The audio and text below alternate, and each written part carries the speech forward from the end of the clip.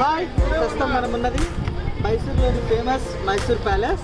So ఈ Mysore palace యొక్క విశేషాలు ఏంటంటే, మన మైసూర్ మహారాజ్ యొక్క అఫీషియల్ రెసిడెన్స్. హెన్రీ ఐర్విన్ అనే ఇంగ్లీష్ ఆర్కిటెక్చర్ డిజైన్ చేశాడు.